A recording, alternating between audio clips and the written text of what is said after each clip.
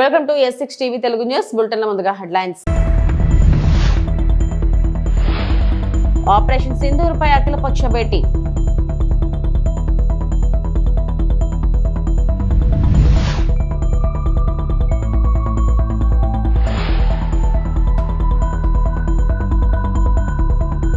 CM Chandrababu అధ్యక్షతన కొనసాగుతున్న AP మంత్రివర్గ సమావేశం.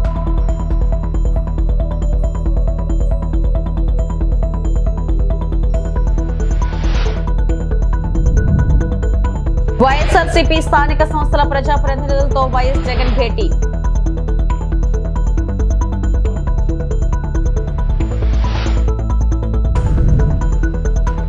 తిరుమల ఆలయంపై విమానం చక్కర్లు, దాడుల వేళ అలర్ట్.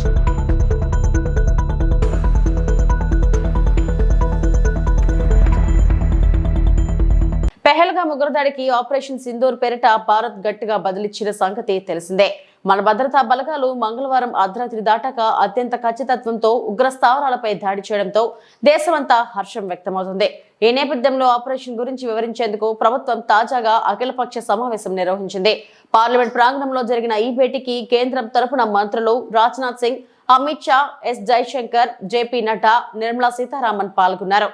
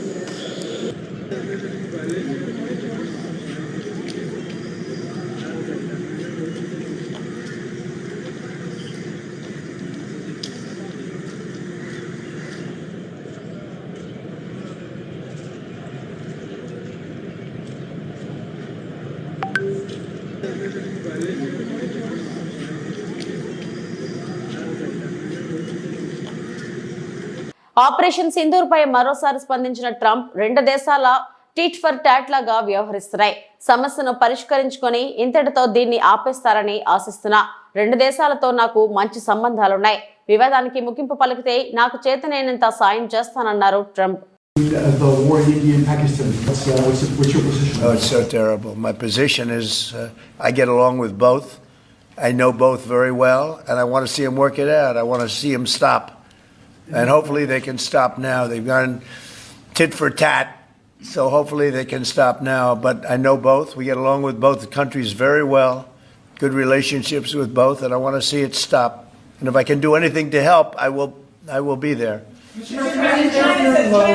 ఆంధ్రప్రదేశ్ రాష్ట్ర సచివాలయంలో ముఖ్యమంత్రి నారా చంద్రబాబు నాయుడు నేతృత్వంలో జరిగిన రాష్ట్ర మంత్రి మండలి సమావేశంలో సహచర మంత్రులతో కలిసి పాల్గొనడం జరిగింది.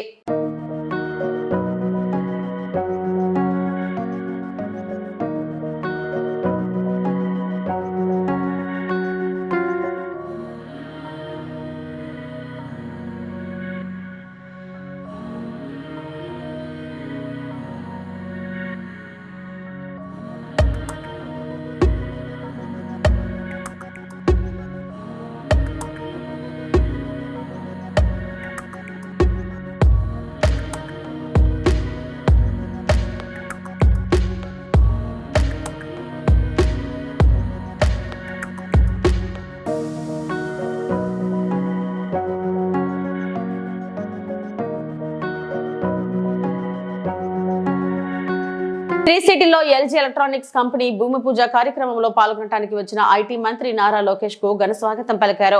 ఎల్జీ ఎలక్ట్రానిక్స్ కంపెనీ 5,001 కోట్ల పెట్టుబడితో 2,000 ఉద్యోగాలు కల్పించనుంది. మా కూటమి ప్రభుత్వం వచ్చిన తర్వాత వచ్చిన మొదటి విదేశీ పెట్టుబడి ఎల్జీ ఎలక్ట్రానిక్స్. ఆంధ్రప్రదేశ్ రాష్ట్రం ఎల్జీ కంపెనీకి సాదర స్వాగతం పలుకుతుంది. I extend a very warm welcome to the leadership of LG Electronics, India and global, and its vendor companies to our state. Today marks more than just the beginning of a construction project. It is a defining milestone in the journey of industrial growth and technological advancement for our state and for our nation. Where innovation meets investment, the future is taking shape. With an investment exceeding 5,000 crores, LG Electronics is not only bringing a world-class manufacturing unit to Andhra Pradesh, but is also reaffirming global confidence in our state as a premier investment destination. We are really excited to deliver a product made in Andhra Pradesh, made for the world. This project is one of the first major foreign direct investment under the new government. The people of Andhra Pradesh gave us a resounding mandate. It's a history that we created in the last election. 94% of the seats that we contested, we won. And the clear mandate was about creating jobs. And we believe that this investment is in the step in that direction. This also reflects our leader, Mr. Naidu's commitment to speed of doing business, robust infrastructure, a future-focused vision of Andhra Pradesh. We promised ease of doing business, and today we are delivering speed of doing business. The LG factory will produce advanced home appliances, refrigerators, air conditioners, and washing machines, integrating the latest in smart and energy-efficient technology. A smart factory, a smarter state, a smarter India. That journey is beginning here today. This isn't just about manufacturing. It's about shaping the future of living. It's about creating jobs, empowering our youth, and transforming lives. Today, we are not just breaking ground. We are breaking new ground in the state of Andhra Pradesh. It is a great privilege to stand before you today at this momentous occasion, the groundbreaking ceremony of LG Electronics state-of-the-art facility here in Sri City, Andhra Pradesh. I extend a very warm welcome to the leadership of LG Electronics, India and global, and its vendor companies to our state. Today marks more than just the beginning of a construction project. It is a defining milestone in the journey of industrial growth and technological advancement for our state and for our nation. Where innovation meets investment, the future is taking shape. With an investment exceeding 5,000 crores, LG Electronics is not only bringing a world-class manufacturing unit to Andhra Pradesh, but is also reaffirming global confidence in our state as a premier investment destination. We are really excited to deliver a product made in Andhra Pradesh, made for the world. This project is one of the first major foreign direct investment under the new government. సామాజిక దృక్పథంతో ప్రజా సేవలో ప్రతి ఒక్కరూ పాల్గొనాలని TDP రాష్ట్ర అధ్యక్షుడు MLA Palla Srinivasarao అన్నారు. కొత్త గాజువాక మార్కెట్ వద్ద wholesale fruits and vegetables merchants association ఆధ్వర్యంలో ఏర్పాటు చేసిన మజ్జిగ చలవేంద్రాన్ని ఎమ్మెల్యే ప్రారంభించారు. అసోసియేషన్ అధ్యక్షుడు కర్రి నాగేశ్వరరావు అధ్యక్షతన జరిగిన కార్యక్రమంలో పల్లా మాట్లాడుతూ వేసవిని దృష్టిలో పెట్టుకుని అనేక సంస్థలు చలవేంద్రాలు ఏర్పాటుకు ముందుకు రావడంపై సంతృప్తి వ్యక్తం చేశారు. వర్తకులు సామాజిక సేవలో ముందుండి అందరికీ ఆదర్శంగా నిలవాలని కోరారు. కొత్త గాజువాక మార్కెట్ సమస్యల పరిష్కారానికి కృషి చేస్తారని చెప్పారు. కార్యక్రమంలో కార్పొరేటర్లు గంధం శ్రీనివాస్, పల్లా శ్రీనివాస్, నియోజకవర్గ సమన్వయకర్త ప్రసాదుల శ్రీనివాస్, విల్లూరి శ్రీనివాస్, మద్దాల రామారావు, జయంతి, సత్యనారాయణ, కె తాతబాబు తదితరులు పాల్గొన్నారు. ఈరోజు కొత్త గాజువాక జంక్షన్లో Gajuwaka wholesale fruits and vegetable market association వారి ఆధ్వర్యంలో ముఖ్యంగా ఆ కమిటీ సభ్యులైనటువంటి ప్రెసిడెంట్ అయినటువంటి నాగేశ్వరరావు గారు, అలాగే మా రామారావు గారు, శ్రీనివాసరావు గారు ఎండాకాలంలో ఒక చలవేంద్రం ఏర్పాటు చేయాలి. ఎందుకంటే ఇక్కడ దాహత తీర్చాలి. ఎక్కువ మంది ఇక్కడ ప్రయాణికులు చుట్టుపక్కల ప్రాంతాల నుంచి వచ్చి ఇక్కడ షాపింగ్ చేసుకొని మార్కెటింగ్ చేసుకుని వెళ్తుంటారు. సో అలాంటి వారికి ఖచ్చితంగా మనం చలివేంద్రం ఏర్పాటు చేయాలి, వాళ్ళ దాహత్తు తీర్చాలని ఒక మంచి ఆలోచనతో ఇక్కడ వర్తక సంఘం ప్రజలందరూ పెట్టారు. వారికి మనస్ఫూర్తిగా నేను అభినందనలు తెలియజేస్తూ వారు ఇలాంటి కార్యక్రమం మరెన్నో చేయాలని కోరుకుంటూ వారికి ఎటువంటి సహాయ సహకారం కావాలని మేము అందిస్తామని చెప్పి తెలియజేస్తూ మరి ఇదే కార్యక్రమాన్ని స్ఫూర్తిగా తీసుకుని అందరూ కూడా మీ ప్రాంతాల్లో వారి ప్రాంతాల్లో పెట్టాల్సిందిగా కూడా కోరుతున్నాం. నమస్కారం. గౌరవనీయులు నియోజకవర్గ శాసనసభ్యులు మరియు రాష్ట్ర అధ్యక్షులు తెలుగుదేశం పార్టీ అధ్యక్షులైన పల్లా శ్రీనివాసరావు గారికి మా మత్స్య స్టేషన్ తరపుని, మా వర్తకుల సంఘం తరపుని, అలాగే మా చిల్లరబళ్ళ వర్తకుల సంఘం తరపుని నా హృదయపూర్వక నమస్కారం తెలియజేసుకున్నాం. గాజువాకలో ఈ ప్రాంతంలో చలివేంద్రం పెడితే చాలామందికి ఉపయోగకరంగా ఉంటుంది. అందులోనూ బస్ స్టాప్ ఎంతోమంది ప్రజలు రావడం పోవడం ఉంటుంది. వాళ్ళందరూ కూడా దాహాన్ని తీర్చినట్టు ఉంటుందన్న ఉద్దేశంతో ఈ సంవత్సరం శ్రీనివాస్ గారి ఆధ్వర్యంలో శ్రీనివాస చేతుల మీదుగా ఈ చలివేంద్రం ప్రారంభం జరిగింది. ఇది మొదటి చలివేంద్రం. ఇంకొక 6 రోజుల్లో ఇంకొక మార్కెట్ ఏరియాలో కూడా ఇంకొకటి ప్రారంభిస్తాం. ఇలాగే ప్రతి సంవత్సరం గాజువా ప్రాంతంలో 2-3 చలివేంద్రం చేసి ప్రజలకు అందరికీ ఉపయోగపడేలాగా మా అసోసియేషన్ తరఫున సర్వీస్ కార్యక్రమం చేయాలని చెప్పి మేము అందరం అనుకుంటున్నాం. అలాగే ఎమ్మెల్యే గారిది ఒక ముఖ్యమైన కార్యక్రమం ఉంది. అది కూడా త్వరలో కృష్ణదేవరాయ కళ్యాణ మండపంలో ఆయన డేట్ తీసుకుని ఆయన ఏ రోజు అయితే ఆ రోజు మేము 2-3 సార్లు పోస్టింగ్ అయిపోయింది. దాన్ని కూడా మేము కంప్లీట్ చేసుకుని మేము ముందుకు నడుపుతామని చెప్పి సభాముఖంగా మన ఎమ్మెల్యే గారికి ధన్యవాదాలు చేసుకుంటూ మేము అందరూ కృతజ్ఞతలు తీసుకుంటాం. వైఎస్ఆర్సీపీ అధినేత వైఎస్ జగన్మోహన్ రెడ్డి ఇవాళ 2 మున్సిపాలిటీలు 2 మండలాల నేతలతో భేటీ అయ్యారు. రాజంపేట మడకశిర మున్సిపాలిటీతో పాటు రామకుప్పం రొద్దం మండలం నేతలతో వైఎస్ జగన్ సమావేశమయ్యారు. ఈ సందర్భంగా తాజా రాజకీయ పరిణామాలు, పార్టీ భవిష్యత్ కార్యక్రమాల గురించి చర్చించే అవకాశం ఉంది. చిత్తూరు జిల్లా కుప్పం నియోజకవర్గం నుంచి రామకుప్పం మండలానికి చెందిన ఎంపీటీసీలు, సత్యసాయి జిల్లా పెనుగొండ నియోజకవర్గం నుంచి రొద్దం మండలానికి చెందిన ఎంపీటీసీలు, మడకశిర నియోజకవర్గం మడకశిర మున్సిపాలిటీకి సంబంధించిన కౌన్సిలర్లు, అన్నమయ్య జిల్లా రాజంపేట మున్సిపాలిటీకి సంబంధించి అక్కడి నుంచి వచ్చిన కౌన్సిలర్లు, వీరితో పాటు ఈ ప్రాంతాలకు సంబంధించిన ముఖ్య నేతలందరికీ కూడా పేరు పేరున హృదయపూర్వకంగా నమస్కారాలు తెలియజేస్తా ఉన్నాను. ఈరోజు మీరంతా కూడా తెగువ చూపించిన పరిస్థితుల మధ్య మిమ్మల్ని అందరినీ అభినందిస్తూ మీ అందరితో కూడా కాసేపు గడిపే కార్యక్రమం చేస్తూ ఉన్నాం. నిజంగా ఈరోజు రాష్ట్రంలో ఉన్న పరిస్థితులు ఎలా ఉన్నాయి అన్నది బహుశా నాకన్నా కూడా మీకే బాగా తెలుసు.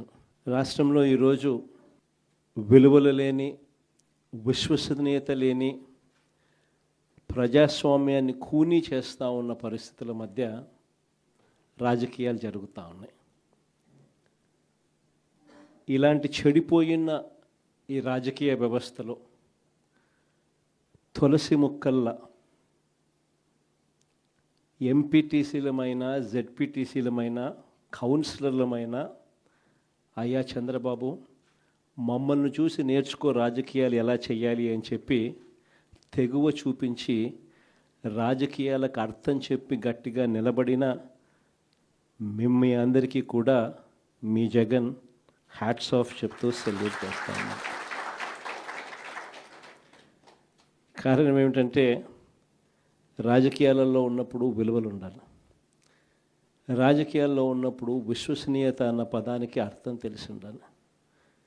ఈ రెండింటికి కూడా అర్థం తెలియని వ్యక్తి ఎవరైనా ఈ రాష్ట్రంలో ఉన్నారు అని అంటే అన్ఫార్చునేట్గా అది ఈ రాష్ట్ర ముఖ్యమంత్రి అని చెప్పడానికి నిజంగా ఈ రాష్ట్ర పౌరుడిగా నేను తలదించుకోవాల్సిన పరిస్థితి. అంతగా దిగజార్చినడు ఈ పెద్ద మనిషి రాజకీయాలను. ఈరోజు రాజకీయాలలో ఇటువంటి దారుణమైన పరిస్థితులు కూడా చూడాల్సి వస్తుందని నేను ఎప్పుడు అనుకోలే. ఎందుకు ఈ మాట చెప్తా ఉన్నాను అని అంటే, ఒకసారి ఈ రామకుప్పానికి సంబంధించి చంద్రబాబు నాయుడు గారి సొంత నియోజకవర్గం, ఈ రామకుప్పానికి సంబంధించి ఎంపీటీసీకి సంబంధించిన ఒక కేస్ స్టడీ ఒక ఎంపీపీ చనిపోయిన పరిస్థితుల మధ్య ఎన్నికలు జరుగుతూ ఉన్నాయి. 16కు సంబంధించిన ఎంపీటీసీలు వైఎస్ఆర్సీపీకి సంబంధించిన వాళ్ళే గెలిచారు. మరి ఇలాంటి చోట ఎందుకు చంద్రబాబు అనే వ్యక్తి పోటీ పెడతా ఉన్నాడు? గెలవడం అన్నదానికి మీనింగ్ ఎక్కడుంది? గెలవలేము అన్న సంగతి తెలుసు.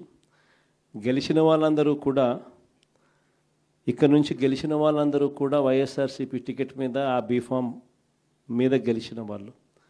మరి ఇలాంటి చోట 6 మందిని ఇక్కడి నుంచి లాక్కునే కార్యక్రమం చంద్రబాబు నాయుడు గారి దగ్గరుండి చేశారు. తర్వాత వైఎస్ఆర్సీపీ ఎంపీటీసీలు ప్రయాణం చేస్తూ ఉన్న మిగిలిన ఎంపీటీసీలు ప్రయాణం చేస్తూ ఉన్న వాహనాన్ని దగ్గరుండి పోలీసుల చేత అడ్డుకున్నారు.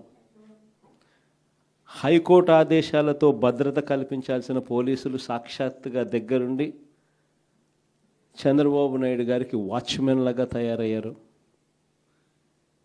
చివరికి కోరం లేకపోయినా కూడా 6 మంది సభ్యులు మాత్రమే చంద్రబాబు నాయుడు గారి ప్రలోభాలకు లొంగి అటువైపున వెళ్ళిన పరిస్థితుల మధ్య కూడా ఏకంగా డిక్లేర్ చేసుకున్నారు అధికారుల చేత. శ్రీ సత్యనారాయణ స్వామివారి తిరు కళ్యాణ మహోత్సవాలలో పాల్గొన్న ఎమ్మెల్యే పాయం వెంకటేశ్వర్లు భద్రాద్రి కొత్తగూడెం జిల్లా బోర్గంపాడు మండలం సారపాక తాళ్ల గొమ్మూరు గ్రామంలో రాజలక్ష్మి గోదా సమేత శ్రీ సత్యనారాయణ స్వామివారి తిరు కళ్యాణ మహోత్సవ కార్యక్రమానికి ముఖ్య అతిథిగా విచ్చేసి స్వామివారిని దర్శించుకుని ప్రత్యేక పూజలు నిర్వహించిన పినపాక నియోజకవర్గ శాసనసభ్యులు పాయం వెంకటేశ్వర్లు. అనంతరం ఆలయ కమిటీ సభ్యులు ఎమ్మెల్యే పాయంని సాల్వాతో సత్కరించారు. కార్యక్రమంలో బోర్గంపాడు మండల కాంగ్రెస్ పార్టీ నాయకులు, యువజన నాయకులు, కార్యకర్తలు, ఆలయ కమిటీ సభ్యులు, అభిమానులు తదితరులు పాల్గొన్నారు.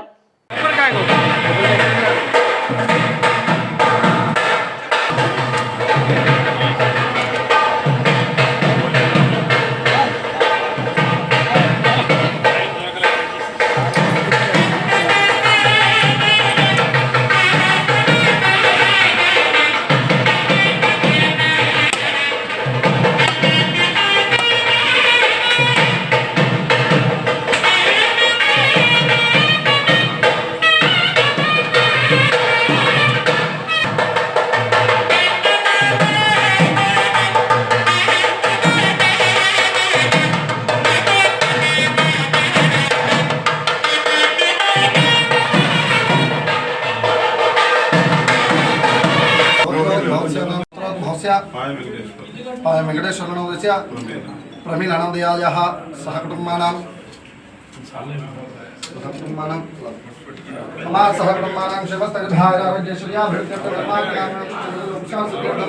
ఓం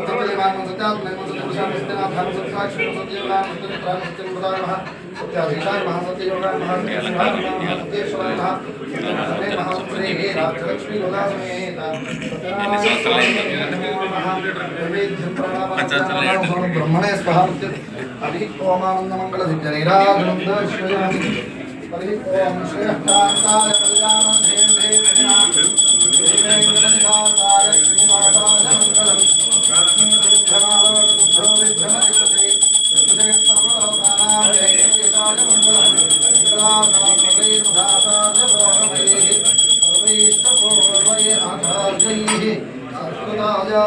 మంగళం రమారమణ గోవింద గోవింద అనంతరాయ సర్వస్య మోదిరాత్రోత్తమ మహద్భవతి సర్వస్యాప్యై సర్వస్య దిత్యై సర్వమేవ తేనాప్నోతి సర్వం జయతి. ఓం నారాయణాయ విద్మహే వాసుదేవాయ ధీమహి తన్నో విష్ణుః ప్రచోదయాత్. ఫలపాత్ర కళ్యాణి ఏ బుట్ట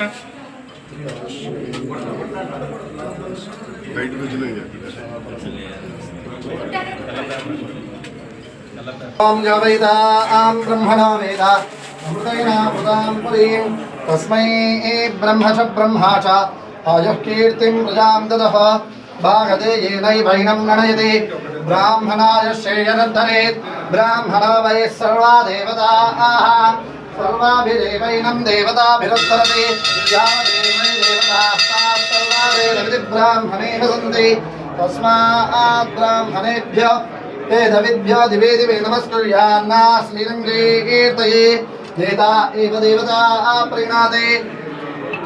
తిరుమల శ్రీవారి ఆలయంపై మరోసారి విమానం చక్కర్లు కొట్టిన తీవ్ర కలకలం రేపింది.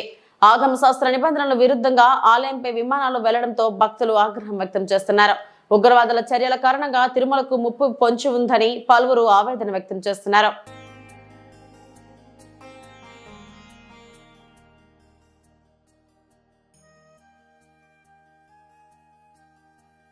అనకాపల్లి జిల్లా డీఎస్పీ కార్యాలయంలో మీడియా సమావేశం ఏర్పాటు చేసిన డీఎస్పీ శ్రావణి అంతర్రాష్ట్ర దొంగల ముఠా అరెస్ట్. ఆంధ్రప్రదేశ్ లో 4, తెలంగాణలో 2 ఇళ్లలో చోరీ చేసిన ముఠాను అరెస్టు చేసిన అనకాపల్లి రూరల్ పోలీసులు ఈ నెల 1వ తేదీన అనకాపల్లి కొండకొప్పాక గ్రామంలో మొదటి కేసు నమోదు కాగా వెంటనే అదే రోజు మరొక 3 చోరీలకు పాల్పడ్డారు. అనకాపల్లి జిల్లా ఎస్పీ ఆదేశాల మేరకు డీఎస్పీ శ్రావణి ఆధ్వర్యంలో ప్రత్యేక బృందాలుగా ఏర్పడి వారం రోజుల్లోనే ఈ దొంగల ముఠాను అరెస్టు చేసి రిమాండ్ కు తరలించారు. వీరి వద్ద నుంచి సుమారు 3 కేజీల వెండి, 2 తులాల బంగారం, 1 ల్యాప్టాప్, పట్టు చీరల రికవరీ చేశారు. ఈ కేసులో ప్రత్యేక శ్రద్ధ కనబరిచిన రూరల్ సిఐ ఎస్ఐలను అభినందించారు. దొంగల ముఠాను అరెస్ట్ చేయడంలో ఈరోజు అనకాపల్లి జిల్లా పోలీసులు విజయం సాధించారు. దీనికి సంబంధించి ఎస్పీ శ్రీ తుహిన్ సిన్హా ఐపీఎస్ గారి ఆదేశాల ప్రకారం మా పోలీస్ టీమ్ బృందాల వారీగా ఏర్పడి using technical evidence and other evidences మేము వీళ్ళని పట్టుకోవడం జరిగింది. వీళ్ళు వచ్చేసి సిరీస్ ఆఫ్ అఫెన్సెస్ చేయడం జరిగింది. ఫస్ట్ అఫెన్స్ వచ్చేసి 1 మేకి 14 hours కొండకొప్పాక గ్రామంలో రిటైర్డ్ షిప్ యార్డ్ ఉద్యోగి శ్రీ మరుబాక సత్యనారాయణ గారిలో ఫస్ట్ అఫెన్స్ చేశారు.